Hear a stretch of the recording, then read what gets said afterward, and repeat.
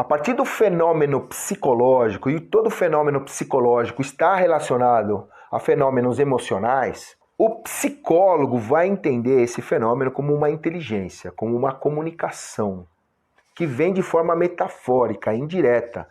Por isso que ela não se apresenta clara. Vai entender que há um mistério sobre isso, há algo que a pessoa que procura trabalhar essa questão, ou seja, fazer psicoterapia, em alguma instância ela sabe sobre isso, mais até do que o psicoterapeuta. E o psicoterapeuta tem um método que vai, junto com a pessoa, podendo revelar isso que ela mesma sabe. Então, o psicoterapeuta, o analista, como diz o Lacan, ele sobe num lugar para poder cair.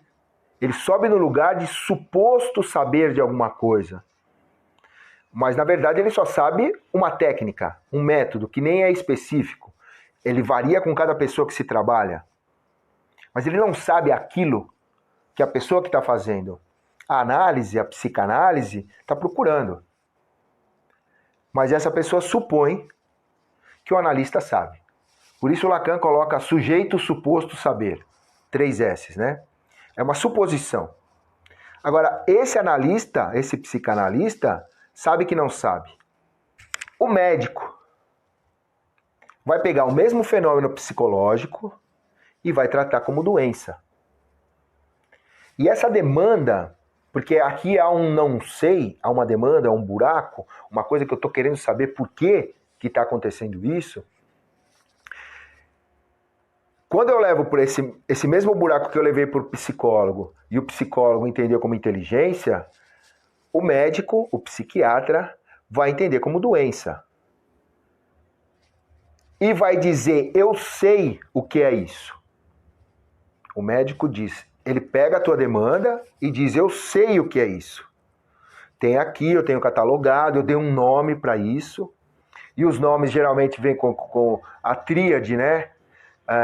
Que, vamos dizer, patologiza o fenômeno psicológico, que é transtorno, déficit e síndrome.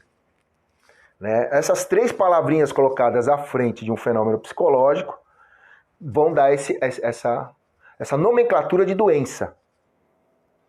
O médico diz, eu sei o que é, tenho isso catalogado, tenho um nome, te dou um diagnóstico, outras pessoas já tiveram, tem um estudo de casos, e que é assim, assim, e sei o que você tem que fazer. Você tem que tomar tal remédio de tantas em tantas horas, você tem que dormir, ou você tem que não comer isso daqui, você tem que... E você diz, sim senhor médico, tá. E se você não fizer, quando você der o retorno no médico, você não fez o que ele mandou, ele te dá uma bronca. Pô, faz o que eu mandei, porque... Tá, você entregou para ele a sua demanda, ele diz, eu sei isso, então tá bom, porque eu não tô sabendo. Ele chama de doença, te devolve o remédio para te ajudar. Veja, ele te dá essa volta. Nesse momento eu não tô podendo assumir a responsabilidade de algo meu que sabe. Então você faz isso por mim. Me ajuda nesse momento. E claro que é necessário em vários momentos, principalmente em momentos extremos, onde esses fenômenos psicológicos e emocionais estão a um ponto extremo que estão comprometendo a vida. A vida entendida não só como biológica, mas como psicobiológica.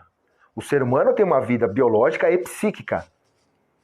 E veja, se não cuidar da psíquica, ela pode destruir a biológica. Tanto que há casos de suicídio. Há um ponto que ele acabou com o biológico. Não cuidou do psicológico e ele acabou com o biológico. Então, esses dois estarem juntos.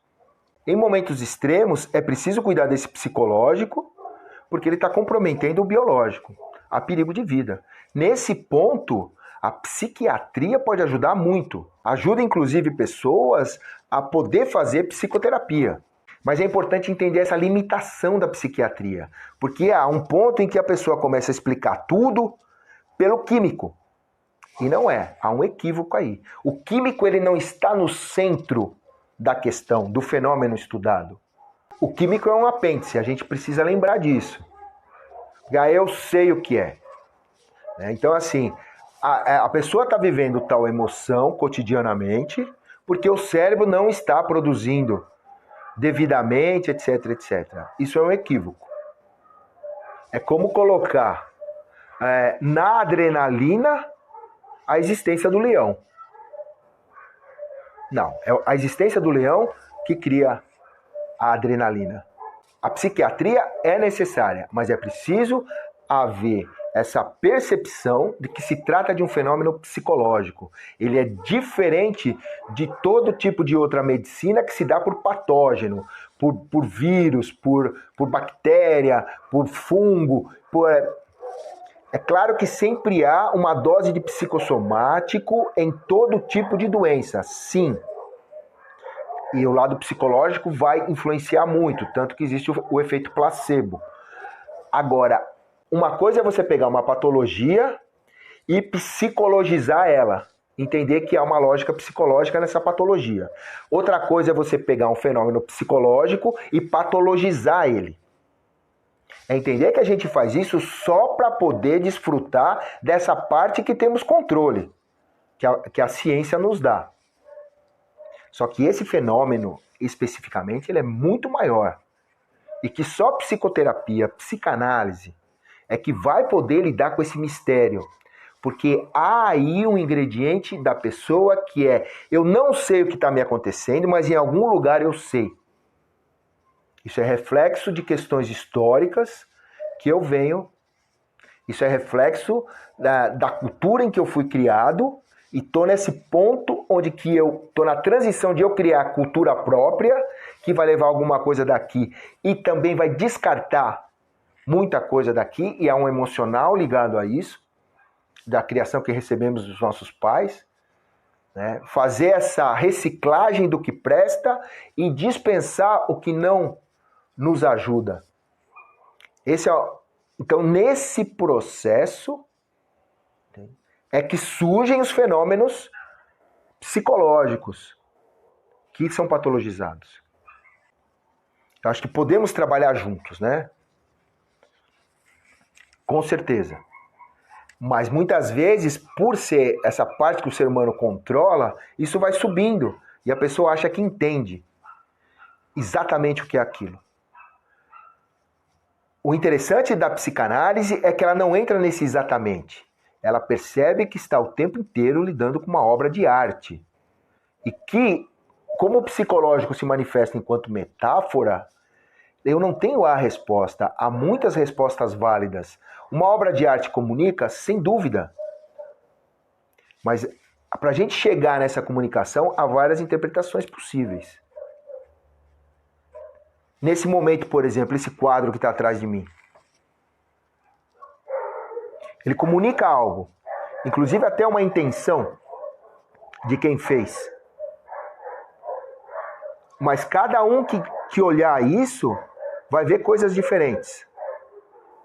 A princípio também vai ver nada, mas depois se apegar a detalhes, a questões e começar. A metáfora ela precisa de um tempo para você entregar ela. Ela precisa que você ligue essa ponte, que você quebre um pouco o seu ceticismo, que você saia desse lugar de segurança da ciência, para você poder entender uma metáfora. E você vai começar a ver coisas. Você vai começar a ver movimento. E ninguém está certo ou exato ao fazer uma análise sobre uma obra de arte.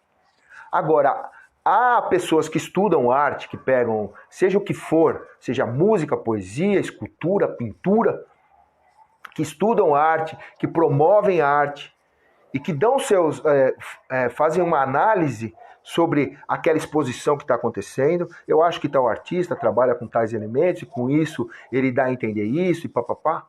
E você fala, cara, que análise interessante que essa pessoa fez. Ela entende desse assunto. Eu quero absorver esse conhecimento, essa análise. Ela não é a certa, ela não é a única, mas eu gostei desse jeito da pessoa analisar isso. Eu passei a ver a partir do que ela falou, também vi isso nessa obra de arte que eu não estava vendo antes. E essa pessoa desperta em mim a minha vontade de analisar a arte. E a partir daí eu vejo outras coisas. É exatamente isso que é psicanálise. Sobre as nossas questões.